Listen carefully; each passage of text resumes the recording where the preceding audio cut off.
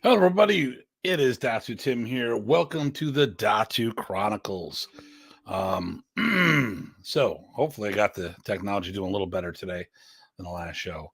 Okay, I'm just changing a couple things up here. Always got to work with settings, trying to make things the best we can. So, how is everyone doing today? I hope everyone enjoyed their Christmas. Um, this show is about what I've gone through in my life and my martial arts. It is mostly me telling what's going on and where you can check for some information and stuff like that. Um, I'll move this down a little. Okay. I've rearranged my office a couple times and I got to redo some of my camera stuff. From Maryland. All right. Hello, Mr. Maryland, whoever that is. And there's Eric from Portland, Oregon. How you doing? Okay. So I'm going to do one more thing here to offset. Actually, what I can do is this. So the problem I run into here is that I get quite a bit of light off of my window. So I'm trying to, let's see, just do this here. Let's do it like this. And of course, trying to grab a corner isn't going to work the way I want it to work. Oh, that works better. Okay. Trying to get rid of all the white lights. Hello. Okay, Errol. Doing pretty good, Errol. And then, hey, Terrell, how you doing? Doing well. So today, like I said, this is short form content. The whole point of these is to talk about things that I've gone through, information. There's a lot of misinformation going on about me out there. So I figured what I'm going to do is give the information out there and give people the opportunity, point the direction of where to check things out. If you notice, for years I've had always laid out breadcrumbs of things I've done. And a lot of people talk about things that they do, but it's like all of a sudden it's out of the blue. I've never heard of that. Where I have a long history of things that I've gotten into and stuff, and so I've made comments about certain things here and there. So most of this shouldn't be a surprise for anybody, but always try to things go on. Let me see. That blur, yeah. Yeah, okay, that should be that'll do. Okay. So today what I'm going to talk about are the titles that I've earned and stuff of that nature and what they mean as far as my recollection of this and my opinion on things. And then I'm going to cite times and places where people can go things. So the first thing I want to say, there are zero rank driven titles in modern Arnis. One might say Grandmaster is 10th degree. Some systems don't have belts and stuff of that nature. Blintwalk is one of them. And I don't have Professor's book handy, and he talks specifically about that he is the Grandmaster due to his training experience and stuff like that. But we'll talk more about that in the future. So let's get into it. So the titles that I've had over the years are Guro, Punong-Guro, Protege, Datu, a title that came with a position. Well, my position was, and the title with it is the Can-Am Director of the International Modern Arnis Federation, and Grandmaster, which is the title, one of the titles that I wear at the moment. And we'll talk about these all. So first of all, Guro, that's a simple one. When you are a teacher, you are a guru. Here's the thing to remember, though. In modern Arnis, you do not have to be a black belt to be a guru. And this is, I'm going to tell you the path that I came up. So first of all, I got my instructor's diploma in 1986 at the Mississippi Summer Camp. So John Bryant was my teacher at the time. I started the Filipino Karate Academy. It was a couple of months after we started. It was a new year. So I started just before the end. The late 85 is when I started. So then It's in the new year. He goes, hey, we're going to go down to Mississippi summer camp. Do you want to come with us? I'm like, yeah, I'm all in.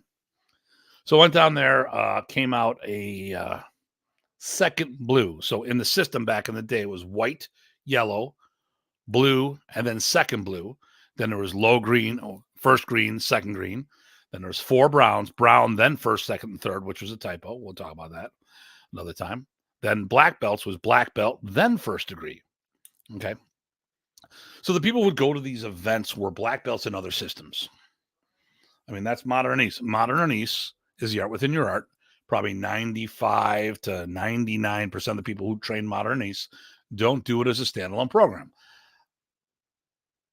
I started in the school. Like John Bryant didn't start in modern, but he committed to modern. He ran the second full-time modern Arnis school. I joined that, and that's how I started. So my education in martial arts and official legitimate training versus, as I say, the partial art backyard stuff, was in modern Arnis. It's a primary system. So then we went to the Mississippi summer camp, and people were testing down there. Now, here's the thing. In modern Arnis, we're all part of the family. But I want to talk about the art within your art, people. When people test the art within your art, you're being graded. It's the art within your art. So part of your primary art is part of that grade. Remy realized that martial credits were transferable. If you go from one martial system to another, there's certain things. I mean, even if it's completely unrelated system, nothing alike whatsoever, you still understand about the coming together, lining up per se, the martial way, certain concepts about discipline, self-control, stuff of that nature. There's certain basics that you will go from one system to another. You're going to be a natural. You'll stick. Hey, have you done this before? Yeah, I do. Anything like this? No, completely different. But I know how to line up in class. I know how to listen. I know how to be a student. These things, okay, I know basic punching and kicking. Certain things are transferable. And that's what the whole idea of the art within your art mindset is. So when a bunch of us trained, we went to the camp, and it was John Bryant, the head instructor, Tammy Wilson, David Smith, and myself. We all went down together, and we all tested. Now, we tested side by side with all these black belts, and we outperformed them in Arnis. Now, had we done tests, and we tested basic punching and kicking, obviously, we wouldn't outperform them, because here's the thing. They may have been martial art senseis, and they may have even been master instructors in karate or taekwondo or fill in the blanks, but they only did Arnis maybe one day a week, maybe one every other week. Who knows? Some people only did Arnis once a year when Remy was in town, and they might maintain it, but they didn't seek further training. I was training 5 days a week at the school, let alone my personal training. So Tammy Wilson, Dave Smith, and myself, we were one of the best. The three of us were some of the best people on the test in Arnis. All right. Because we dedicated all the time. Now there's some people that, we weren't the best, but we were in the upper echelon of that. So the three of us got our instructor diplomas, which is average at a camp. The basic diploma was usually given out. You go to your second training camp because you had no initial training in it. And these were geared for modern black belts and other systems. So that's how I got my guruship. In my opinion, okay, listen, it was good that I came home and started teaching right away. Could I have been better? Could it have, or would it have been better for me to wait longer? Of course, it would have been better for me to wait longer. Okay. Balintawak is something that sounds like, Balintawak. Well, it's a stick fighting art that Remy practiced before forming modern Arnis. Comes from Dose Pares, or derivative of Dose Pares. So that's real simple. Guru is not rank driven, and it's a teacher. And that was my thing. I went to instructor camp. I passed my instructor test. I did well. Okay. Punong-Guro. That's something. Now, And okay, and I didn't mention this before. Well, first of all, do me a favor.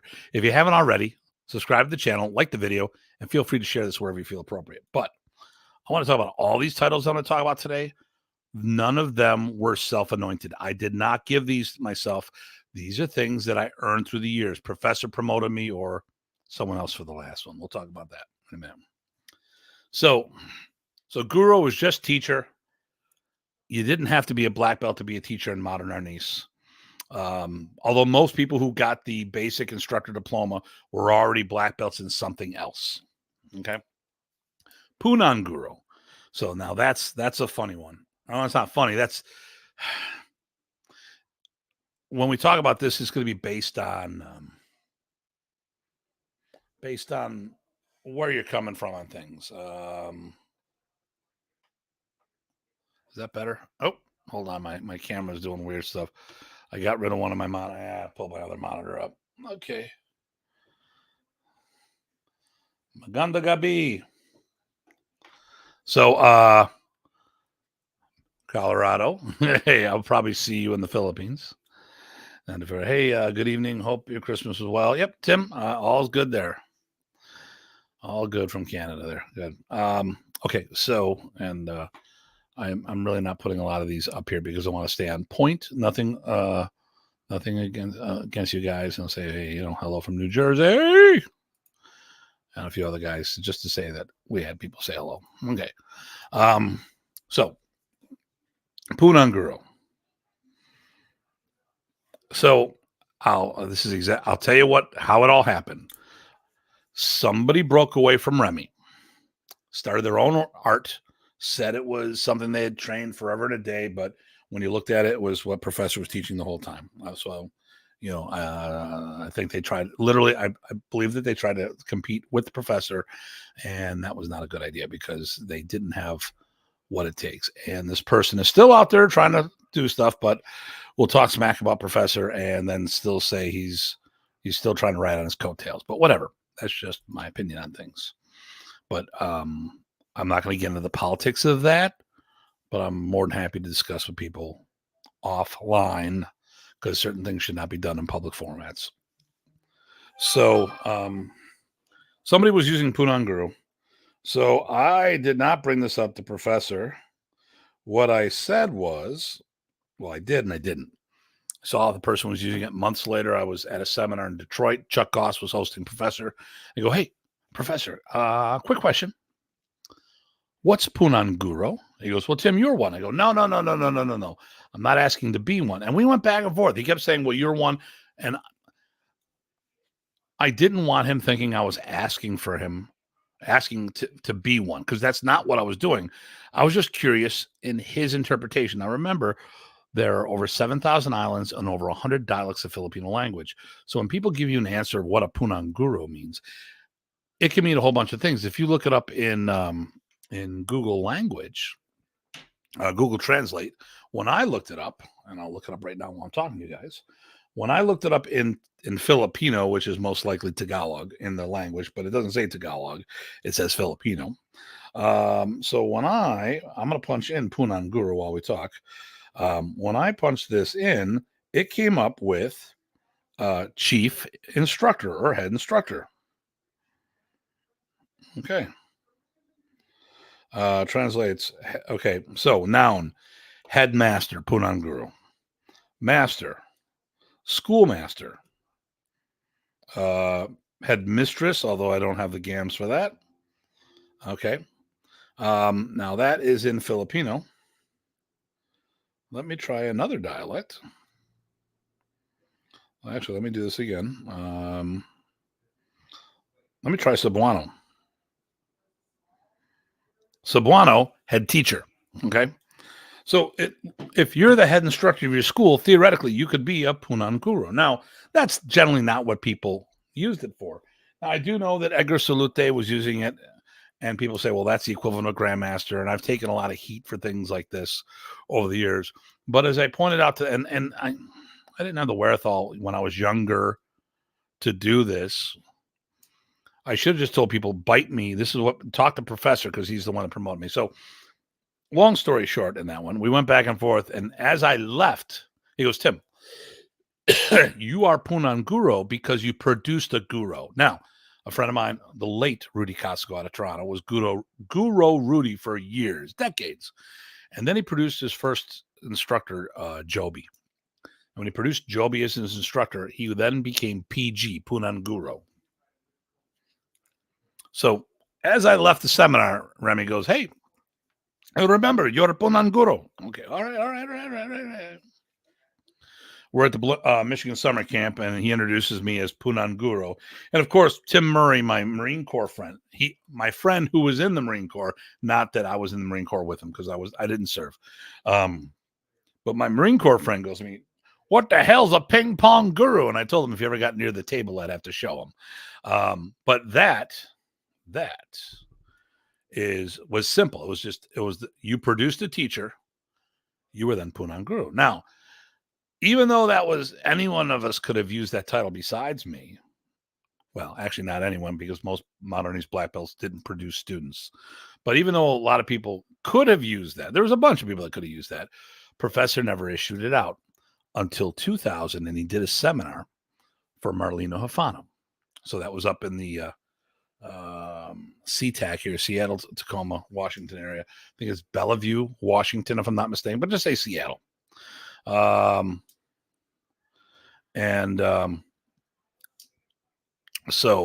look at that. Invisible Ghost is being cool about stuff. He's not busting my chops. Definition Tagalog word, pronoun, guru, Punong-Guro, principal, head of school. Good job, sir. Thank you, sir. Thank you for behaving. Because I'm assuming Invisible Ghost was rodent, and fuzzy spoiled pizza and all the other names. But anyways, for those who don't know, it's one of our pranksters. So in 2000, I don't remember when I was PG. It was probably like 95, 94-ish, maybe 90, between 94 and 96. So in 2000, he does a seminar for Marlena Hafana. Marlena was going to start the West Coast camps up again, and he was the second person promoted to Punong-Guro. Not only was he promoted to Punong-Guro, he was actually given a diploma with Punong-Guro on there.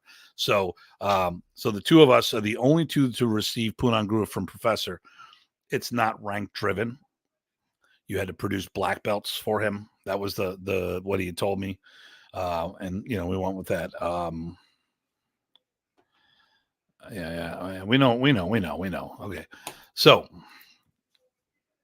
but once again, not self-appointed. This is what Professor did. Now in our system, in our organization, hey, brother man, hope you had a good Christmas. You missed it. You need to take at least 2 shots. You know what I mean. So in our organization, we make Punong-Guro a requirement as the title for 5th degree black belt. It's our master degree, but there's a requirement of producing black belts to get it. You cannot be a PG. You can't be a 5th degree black belt without producing or helping to produce black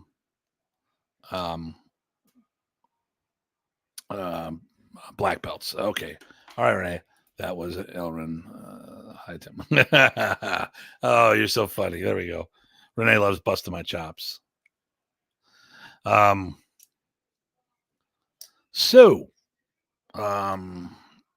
that was it. So we have Guru, teacher, Punong-Guro, head instructor, or Guru to produce gurus. But only 2 actually had the official title in modern Arnis that I know of, at least after Remy came to the States. To my knowledge, I was the first one to be anointed that, and then Marlena was the second and last. Now, from there, Protege. That floated around for a while. There was a bunch of people. And people got twisted on that one.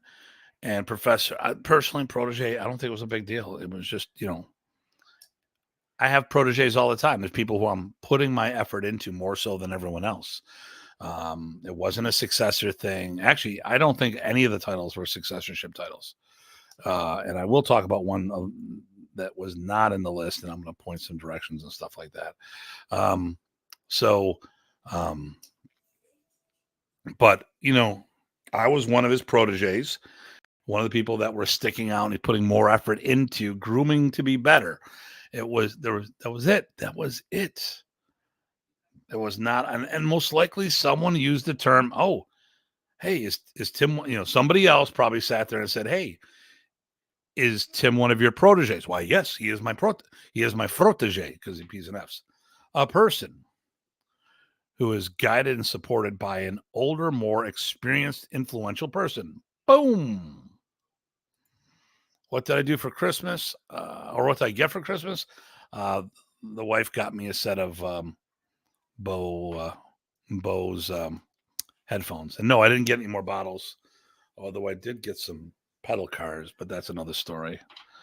Oh, you know what? I'm sorry. You weren't talking to me. You were talking to Errol, and Errol got a stick. Or are you saying that I got a stick? But anyways, can't tell with you clowns. You always make fun of me. Actually, I went out of town and I got myself a bench-made knife while I was doing some Christmas shopping. I found, it was a nice one. So, and then I got a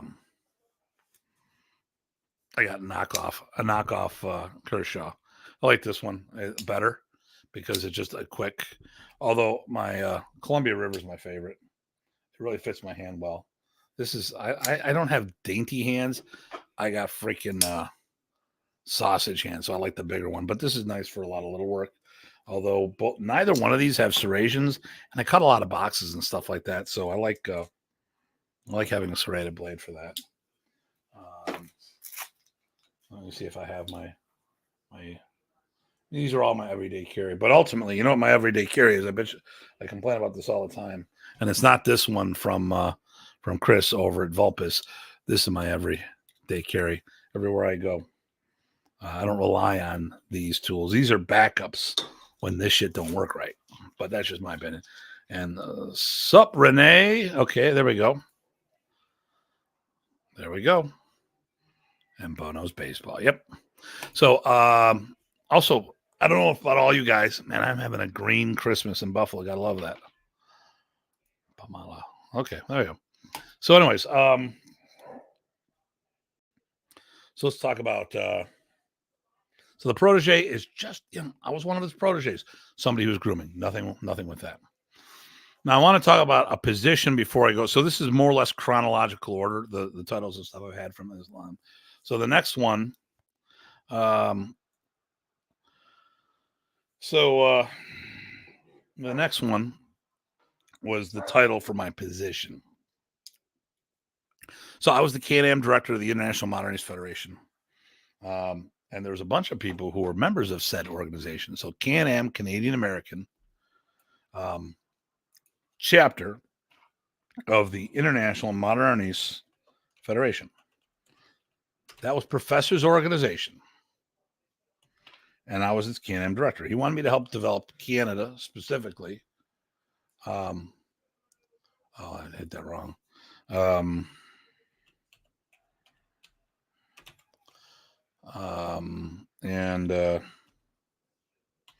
It was harder for the Canadians because the exchange rate was like close to 50 cents on the dollar back then.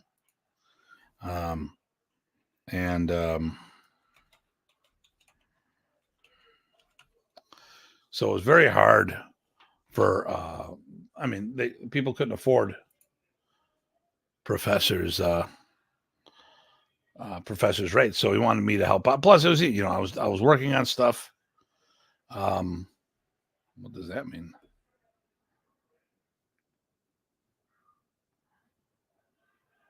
Oh, I gotta look at that.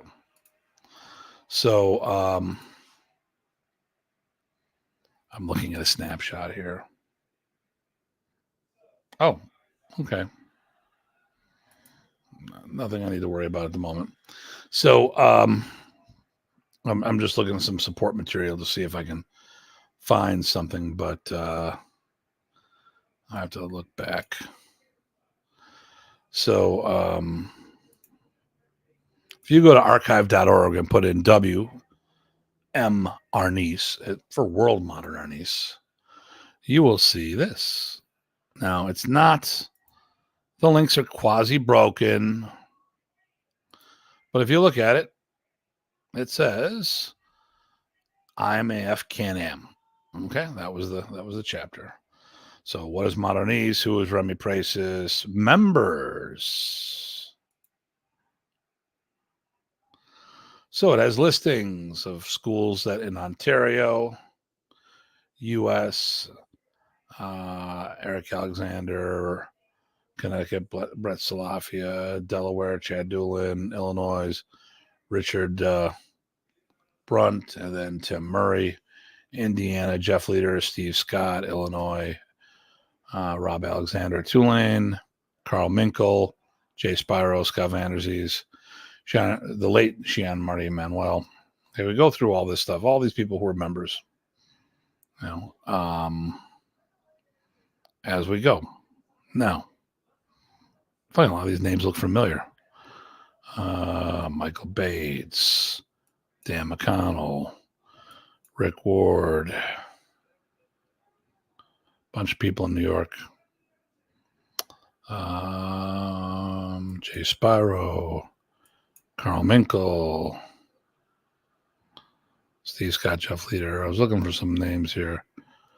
Brett Salafia, Chad Doolin. Let me see. Okay, now this may have been a little too late. Oh, here we go.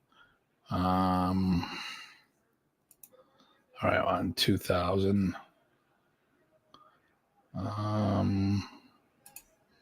We'll look here.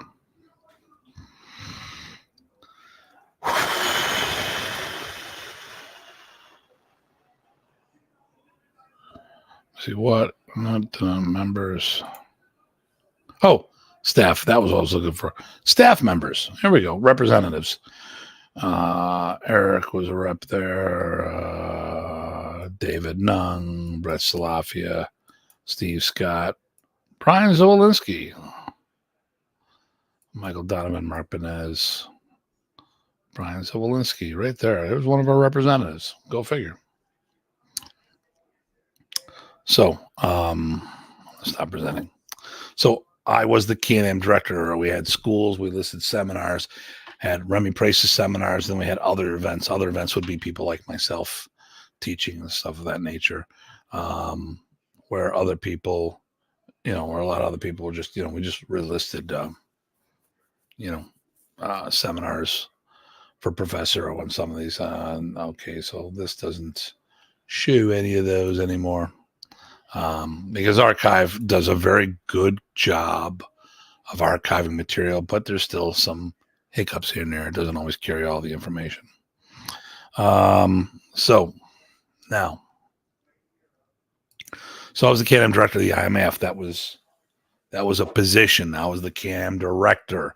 So it wasn't a rank thing. Wasn't along with that.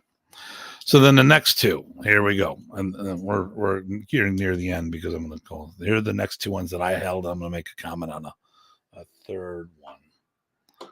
Oh, actually, I should look that up while I'm there. So right off the bat, well, not right off the bat. The next one was Datu. So here's the thing about Datu. Professor Presas promoted me in 1999.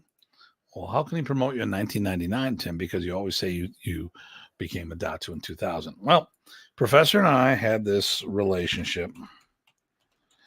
And throughout the years, I was very insistent that I tested as I don't want to say as often as possible, but whenever I had the opportunity, whenever it was time for me to get to be promoted, I made sure that it was accompanied with a test. I did not like Professor and I really got along very well. And because of that, I did not want everyone hear me. Hey, can you hear me?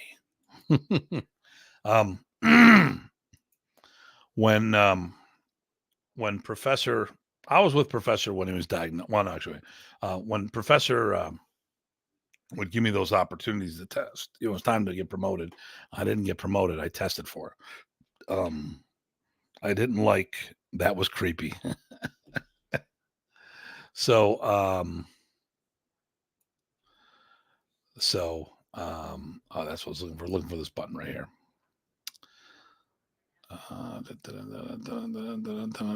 So in 1999, actually it was a summer camp of Michigan summer camp 1999. So it would have been July, and Professor promoted me to Datu while I was there. Now,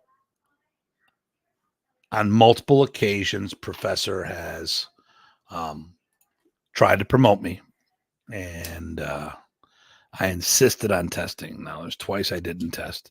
My 5th degree black belt was one of those times, and that was because we were in the airport. It was, all right, you're a 5th degree now, and you're not testing. Okay, fine.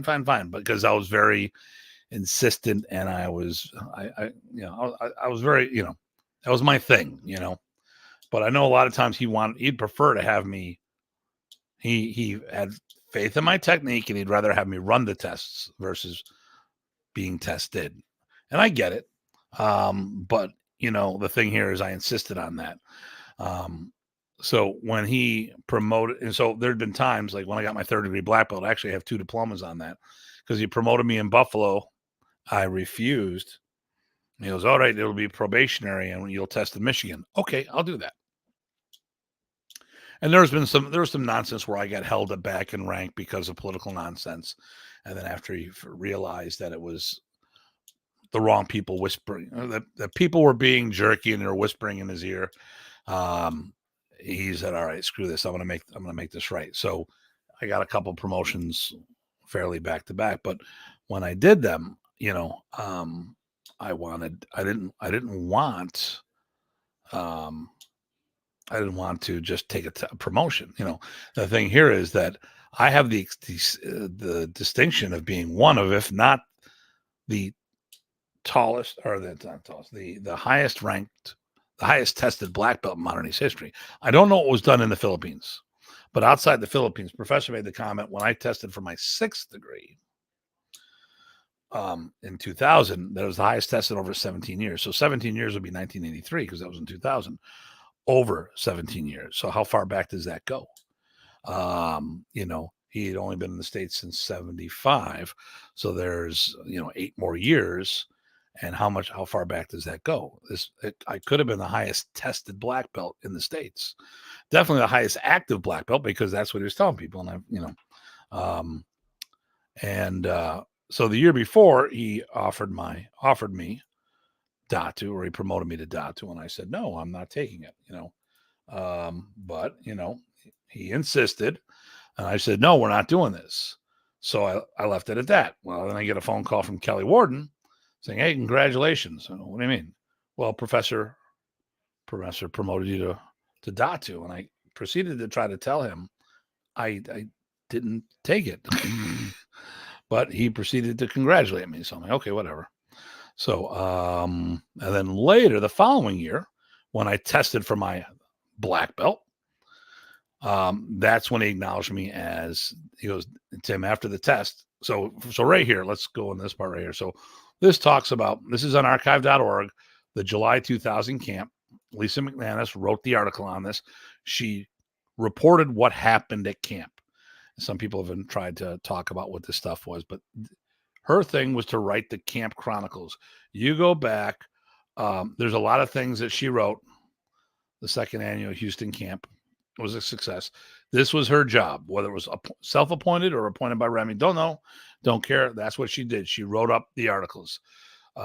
So we look at this. So this was in July of 2000. Talks about a bunch of things. The 14th year of the camp, and then majority of the taping. Okay, the majority. Well, okay, it was certain things. Okay, and then right here, while Tim Hartman and Kevin Black led the taping of the forms 1 through 8. Now we did the forms, and then the cadence was off, the lighting was off, and Remy had me do the forms again separately. Unfortunately, Remy was diagnosed shortly after this, and things didn't happen. So, Professor noted the techniques, watch a counter dynamics successful here. Professor's topic instructors, Chuck Goss, Randy Shea, Tim Hartman. Okay. Bong Hernellos showed up. Datu Bong. Well, he was Datu. Now he's Grandmaster Bong actually here. 30 years arrived. Pay respects. Okay, here we go. So, we'll talk about the testing. Gabrielle Roloff ran it because I was participating. And then following the test that I participated in, Tim Hartman was promoted to 6th degree black belt, making him the highest ranking practitioner in the United States. Okay. All right. This is very important because certain people claim that this doesn't exist. I keep pointing this all the time. They just ignore it. This was off the original website, modernarnis.com. It's right up there. I don't know how well you guys can see this. And Lisa would report on the camp.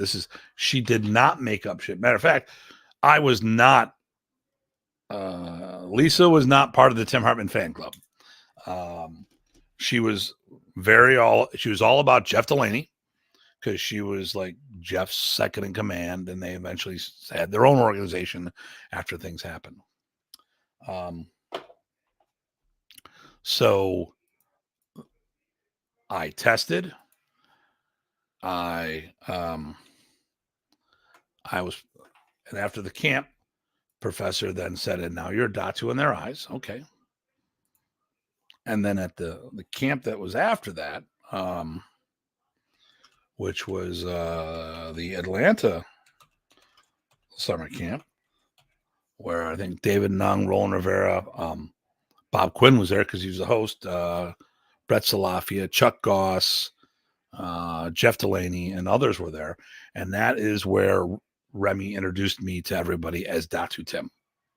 Because some people said certain things didn't happen. And like, no, that was the last camp that Remy did in the States. Now,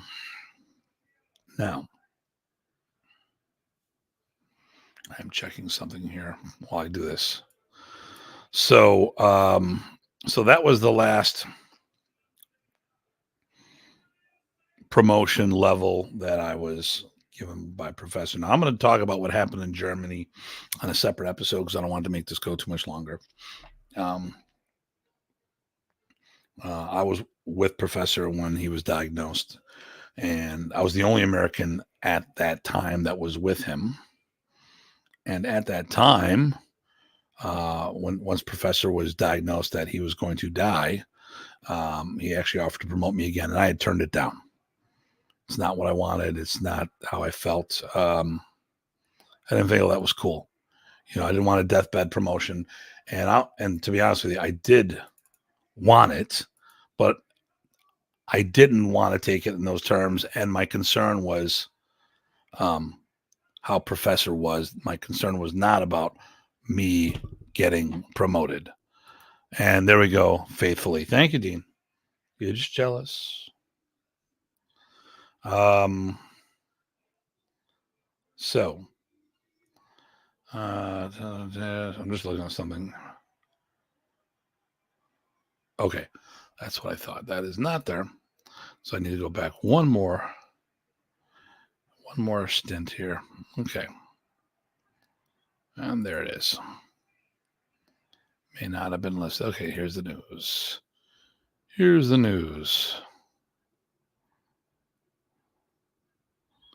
Yeah, no, that was nothing. Nothing was there. Okay. And I'll have to find some things as we look elsewhere. But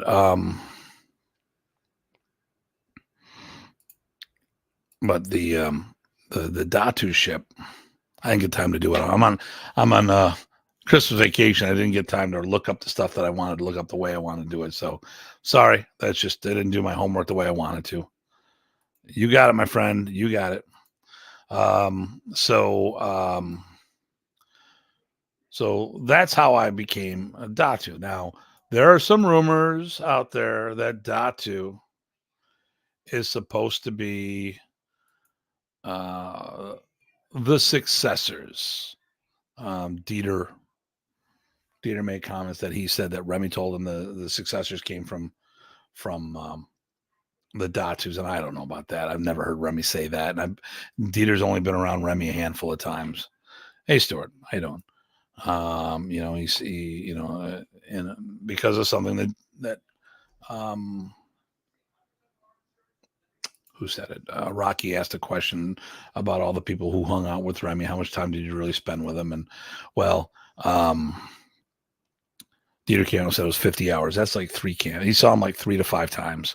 So I doubt very much that he talked about all these details. And if he made the comment, to what extent did he mean that? There's a lot of different things. You had to ask Professor the same question multiple times to get an accurate answer, because a lot of times I don't think he understood what people were asking him. But I can't find what I was looking for.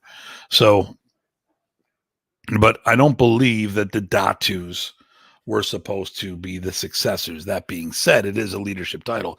The Datus were given out 6 times over 20 years. The Punong-Guros were given out twice over 4 to 6 years. And the one thing I wanted to look up, but I couldn't find it here before I get to my last title. The Masters of Tappy Tappy, that title was not created for the successor to succeed Remy. That's completely wrong. And I couldn't find it on archive.org, but here's what happened. I'm going to give you the story. Remy was in Tunisia doing a seminar the same weekend I was teaching in England. I was in Plymouth, England. And I had to know something happened. The closer I got to going to Germany, the more my stomach churned and I didn't want to go. I got to Germany. Once I landed, I wanted to go home immediately. I had such a bad vibe about everything that was going on. Remy flies over a day afterwards. I don't get to see him until much later in the week. And I just wanted to get out of there. I had this bad vibe, this premonition. Well, it turns out Remy was sick. Hey, Matt. Now, in the meantime, I had went out for drinks with Gabrielle Roloff. So Gabrielle and I were talking, and I go, hey, well, listen, now that I'm Datu, because she wasn't there, she was there for the promotion of belt, but she wasn't there for the Datu announcement. I go, hey, listen, I got this,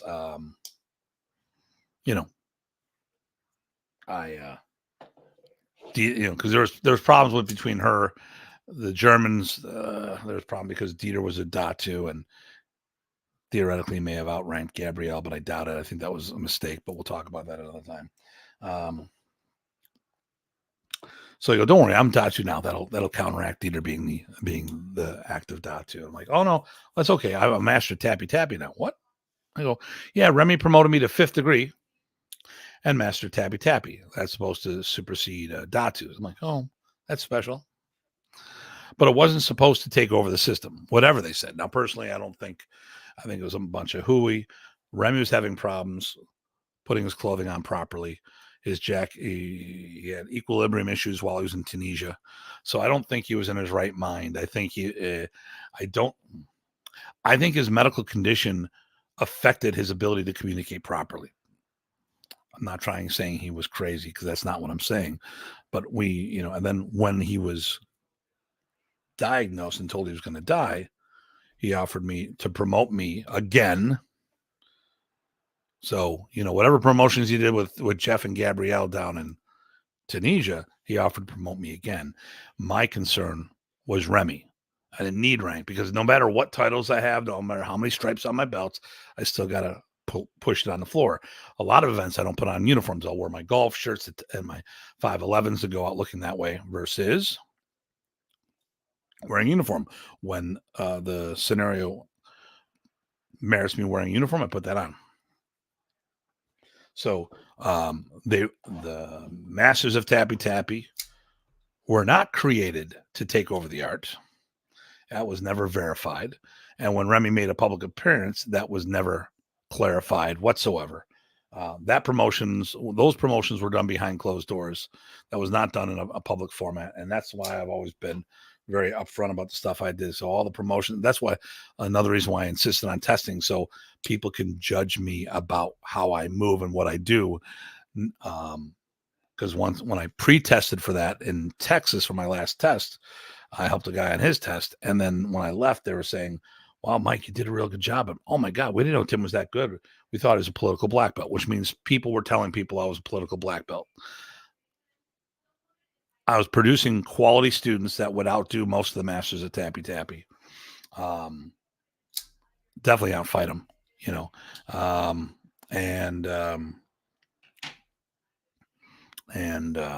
would, you know, and then I would do, you know, I was out there doing seminars with people, teaching on the floor. I'm like, political black belt, really? I put it on the floor all the time. I mean, I know modern masters out there who hadn't tested for any of their belts. And as Brian said in one of his comments on videos, he said, well, you know, we all tested for our first black belt, but after that, we didn't test anymore. I'm like, no, bullshit. A bunch of us tested. You may not have. You might be a non-tested black belt or a non-tested master. I get it. But I went out and did my thing because I knew I was being judged all the time. And I represented Remy all the time. So, you know, I wasn't afraid. Now, listen, there's no question that every day you're in front of your teacher, he or she is evaluating you. I evaluate my students all the time, but I put them in that testing exam environment to pressure test them, to put them up, because that's something that they can't do on a day-to-day basis. All right, every now and then, hey, go spar this person. Hey, do this, do that. Great. But that's not the same thing as standing up and testing in front of your peers, going through that pressure of that. So I know a bunch of people have said, well, you know, I was tested. No, you were reviewed. You were evaluated, but you didn't lay it down in front of everybody to be judged where I have. That's the thing. Now, my last title I'm going to talk about is Grandmaster. So that is not a modern Arnis thing, or at least my title is not modern Arnis, and I'll tell you why. So my title of Grandmaster comes from Ernesto Presas. So long story short, I said I would never use a title of Grandmaster unless I was promoted to that. And when it came to modern Arnis, I wouldn't use the title because, you know, in my opinion, there should only be one. I mean, that's the way Professor set it up. So this is why I'm very outspoken about all these people walking around with the titles of Grandmaster, the equivalent, while Remy's alive, or after Remy died, because there should only be one. He didn't put any title like Master of Tappy Tappy to supersede his own rank. And if you listen to the stories and read the articles, that's what people say, that it is above and beyond everything. And I'm like, no, he didn't promote anybody above himself because he figured he would be back on the floor in the future, that he would beat this. And it was the last time I went and visited him in Victoria, 2 weeks before he passed. That's when the nurses at the hospice said he's finally coming to terms that he's not getting out of this. So there's no way while he was alive, thinking that he was going to beat this, that he would promote people to above himself. So all this stuff about successorship, that's all a bunch of ridiculous nonsense. Now, let me hit you up with the last one. So as we're talking about Grandmaster, how the hell, if I said I don't think there should be someone or a Grandmaster, how the hell can I be using the term Grandmaster? Well, and people might say I'm splitting hairs on this, but I'm going to be very particular about this. My Grandmaster title comes from Ernesto Presas in 2007. Now, I'd been training with Ernesto since about 99. I was the one who got the Presas brothers to talk again. Now, others had tried it. We'll talk about this in another video. Others had tried, but they were unsuccessful. And I'm going to go with, not it was the wrong person. What I'm going to say is it was probably the wrong time. Hey, how you doing, Maria? So it's probably the bad timing, okay? And maybe it was the wrong person, but I'm going to go with the easier one. It just, maybe Remy wasn't ready for it. The brothers loved each other, but they don't always like each other. That's what Janet's always like. Tim, I always love you, but I don't always like you. Like, I get it. Same thing. I don't always like her. So it was 99 when I started hanging out with Ernesto. And in 2007, he told me in 2006, come to the Philippines. I'm going to take care of you. Okay. You just get there. I'll take care of everything else. So I flew there. He flew me down to his island in Negros Occidental, and Negran is the town. He paid. I mean, I went to the camp. He fed me. He gave me equipment. He gave me uniforms. Flew me back. Did all this stuff. Well, while I was there, he goes to me, Tim, I cannot promote you in my brother's art, but I can promote you in mine, which right there says modern and Kombatan are not the same system, which also means Henigaran Arnis Tamano is not the same system. Okay. Because Tim, I can't promote you in mine, but I will, or my brother's, but I can promote you in mine. So he promoted me in Kombatan. I'm very particular about saying that. So in Kombatan, as a 9th degree black belt, you are also a Grandmaster. So I'm not going to turn my back on the title. You know, he promoted me. He was helping me. I was the head of an organization, my own organization. These days, I prefer Datu over all of it because the quantity of Grandmasters are floating around out there. I think my Datu actually trumps a lot of that, or at least in what we do. I think the Modern Arnis, in Modern Arnis, I think my Datu is more important than any of the Grandmaster titles out there, especially how easy people are giving out there. And we'll talk about my opinions on that in the future. But this title came from Ernesto. And the thing here is this. When he told me he could promote me in his art, but not his brother's art, that's a big thing. That's why today, when we talk about all these recognitions, and there's a difference because Ernesto actually promoted me in his system, where all these other people of late have been recognized. They're recognized like an honorary GM title. I got that specifically from Renee Tungsten. Well, Tim, you're right. When Ernesto said that to you, he was 100% correct because the only person that can promote you to Grandmaster in Modern Arnis is dead. That's why we recognize them. We didn't promote them. Okay. Ernesto was alive and promoted me in his system. So that's it. So I'm going to wrap things up here. So let's start from the beginning here. So Guro is a teacher, basically a teacher. This is Modern Arnis stuff. Punong-Guro, when you produced a Guro, you would be Guro or Punong-Guro. Now, in Modern Arnis, professor only gave it around twice. In our organization, when you hit 5th degree black belt, the master, that's the title we use for master. So you have to be a 5th degree black belt, and you had to produce or contribute to production of black belts. Or Protege, it was just someone that Remy was grooming at the time, and he was the elder, grooming an upcoming person, moi. I was the Can-Am director of the International Modern Arnis Federation, so I ran a chapter of his organization for him, just like the Filipinos ran the IMAFP, the International Modern Arnis Philippines chapter. And then Grandmaster, which Grandmaster came from Kombatan. And when I was promoted, he said, Tim, I can't promote. And here's the thing. If Ernesto couldn't promote me in Modern, no one else could. I mean, other than his brother, obviously. Remy's dead. So if there's, you want to talk about, well, you know, who should be able to promote. This was in 2007, long before all these other people got these recognitions, long before them. I would say close to a decade. Well, I mean, some of these people just recently got them in 2023. So, you know, what are we talking? 16 years prior to all this. Yeah. Now I do wear, I will say this for my organization, I wear the 10th degree black belt because I put the two arts together, and we'll talk about Presas Arnis in the future, but I put the two arts together as one. Because Ernesto planned on promoting me again before he passed. Unfortunately, he passed before that could happen. So I've got a couple ideas on the next one. I'm not sure when we're going to do this. I'm going to try to do one a week whenever I can slip it in there. But next week, my kickboxing classes start up again, so I'll be teaching late at night. So I don't know how I want to put these in there. But listen, everyone, you know, thanks for tuning in. And FMA Talk will be coming back soon. The first show is just going to be all chaos because we're going to talk about our break and what things we should talk about. Maybe we'll get some people like Renee and Errol and Dean hop on the show all together. That would be a cluster, wouldn't it? All right, listen, everybody. As always, you know, please stay safe and stay sane. Remember, okay, if you're celebrating New Year's, I'm going to say what I tell all the kids in the school and all the teenagers and stuff like this, man. That's amateur hour. You don't need to go out New Year's Eve to have a good time. You should be able to have a good time anytime you want to go out. But listen, please, everybody, stay safe out there. Hey, thanks, Eric. Stay safe and stay sane. Happy New Year, everybody. And I will see you soon.